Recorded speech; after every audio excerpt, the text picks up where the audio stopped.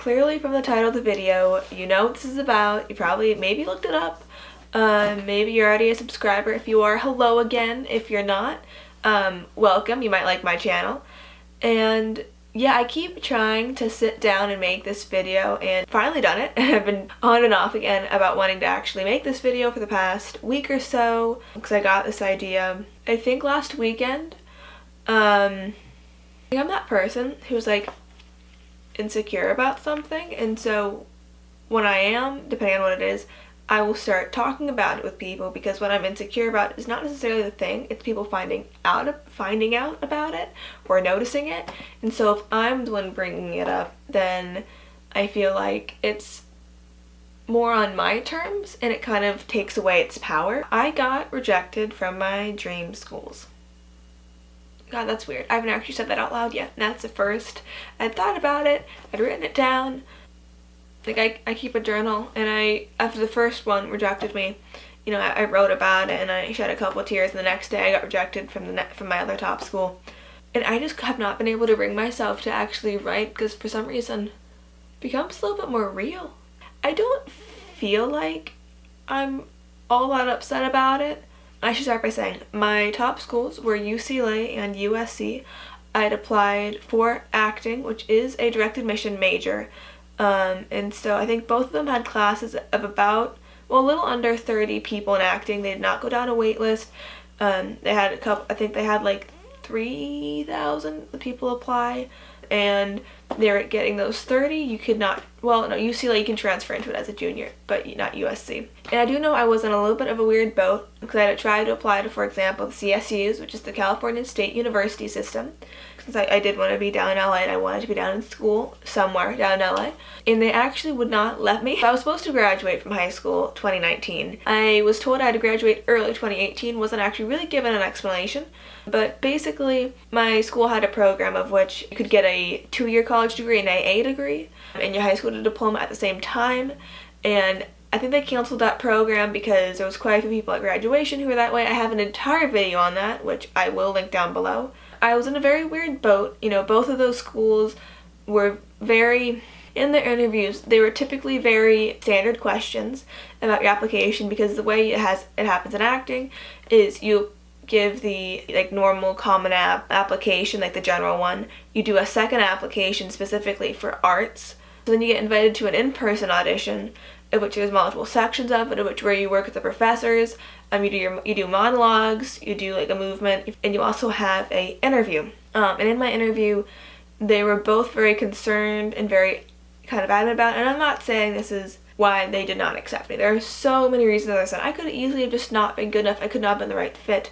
And there are so many reasons. I'll be honest, when I got those emails, it was a little bit surreal almost. Not in a good way. It was almost I felt very detached almost for a bit there, because, you know, I started, you know, kind of down this path of acting January 2017, so it's been a little over 2 years now, and through that time, that was my goal. That's what I was working towards. I was working towards ultimately those 2 schools more than any other schools. I know I'm not in a bad situation. I did get accepted into schools. I do have an option of good schools, and I know a lot of people didn't get that, just that I had these 2 dream schools, which honestly are top schools for what I was looking for. I am a firm believer in terms of the applications and in terms of, in this case, the interview process, of being very much yourself and not trying to cater to them too much. Like, on one hand, like, if they ask about something and something you have done or you are interested in, you know, totally talk about that. But I know a lot of people who are kind of, I'm going to say, fudging their applications a lot in terms of the essays and anything else, in terms of choosing their monologues. They're really trying to cater to what they think the schools would want. And I don't agree with doing that, because ultimately, there's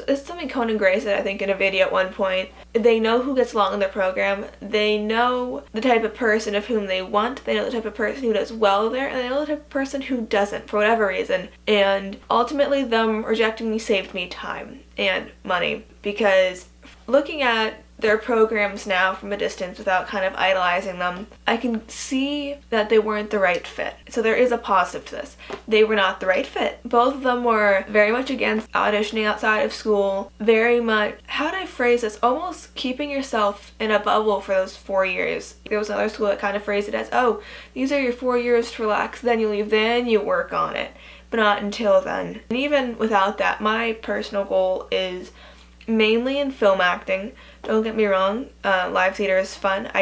Out of the two, I enjoy film acting and what I have done it more. And both of them are ultimately extremely theater based. And that also, and USC was technically a screen acting program. But looking at the classes and looking at the professors, they are coming at it from a very strong viewpoint of theater, not so much film, which is understandable given their backgrounds and what's typically taught in schools and everything else. Through kind of getting rejected and kind of taking a second look at them, I'm grateful, because if I had gone accepted to one of those schools, I would have kind of blindly accepted and blindly gone just to get there and find out it wasn't what I was expecting, it wasn't what I wanted, and it wasn't what I needed and what I viewed that I need to do to kind of start a career. This is oddly just really I don't know if relaxing is the right word, because I'm definitely kind of carrying some stress, but a bit of relieving, I suppose, because there's something about saying something out loud. Everyone's different.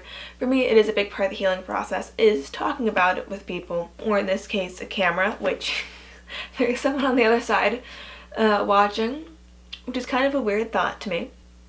I wanted to get this off my chest, and I thought maybe I'd make it a video, because my hopes would be for this to be a lifestyle channel that people can kind of watch and relate to, and part of that is talking about the ups and the downs of life, because everyone has them, and I think people relate more to that than they do to the highs of life. So yeah, if you're watching this, and I'm sure you know this, you are not alone by any means. I mean, I am in no way bitter, for example, and I don't think anyone should be, because I know people who got into their top schools and they are extremely thrilled, and I am so happy for them that the school that they thought was right for them, and the school agreed with that, and now they get to go. And for me, I would like to thank them. I really would, so if anyone goes to UCLA or USC and somehow knows the drama department, if you could just show us like one little clip. Hi, I'm Reagan, and you rejected me for fall 2019. And I'd like to say thank you, because something that I realized late March, Friday, whatever the last Friday in March was, I got my rejection from UCLA. Late Saturday, the next day, I got rejected from USC. And I took a bike ride with my mom, just kind of talk it out, and I just find it very relaxing being outside. I feel like being inside, I feel like almost like the walls are caving in a little bit, so I like kind of sitting outside and breathing the fresh air, and it really gives me a different perspective, and doing physical activity, again, just is one of those things that really helps me kind of process. And something I kind of realized was I didn't lose anything, and all I did was gain acceptances, because I started this with nothing, with no school. I was promised nothing, and I was only given something. I lost nothing. And I think that's the way I want to look at this, and I want to look at things in the future, which is I didn't lose anything. I gained schools that want me. I gained schools that have a similar perspective that I do, in terms of I'm going down to LA to pursue this, whether this works or not, and I don't want to spend 4 years not pursuing it. And yes, so if you are one of those people from those schools, thank you, because you helped me realize that, and I think that's something that I will take with me throughout my life and throughout my whatever this journey might end in. Whether that be I end up trying something else because acting didn't work out, or maybe acting does work out and this almost saved me in a way, this mindset, or even if it works out but not the way I think it will. Thank you, because you made me realize I've only gained something. So if you are someone who got rejected from all your schools or your dream schools, don't worry. I mean, I went to an online high school. I currently go to a 2-year college because I'm finishing up that 2-year degree that I was supposed to graduate at the same time. And so I kind of feel a little bit alone in this process, because I don't really know many people who are going through this all with me at the same time or in all similar majors. There was no one that I kind of went through this process with fully, because it was arts. So I just want to say, you're not alone. Take a deep breath, and all you can do is move forward. I mean, of course, learn from it. I mean, for example, if maybe you didn't have the grades or the test score, or maybe they were looking for something in a student, like if you look at their website, you can usually see a lot of what they're looking for in a student. And ultimately, with most majors, it's not true in all of them, but with most schools and most majors, you can transfer. It's not the end of the world. If you still really want to go to that school and you want to go to that school later on, you can transfer. It's not the end of the world. It's the beginning of a different one. And maybe it's not the one you expected, and maybe it is. If you're that person who got into your schools, I am so happy for you, and I hope you have a great time, and I hope it's everything you imagined it to be and more. But if you didn't, I think you will find your home somewhere else.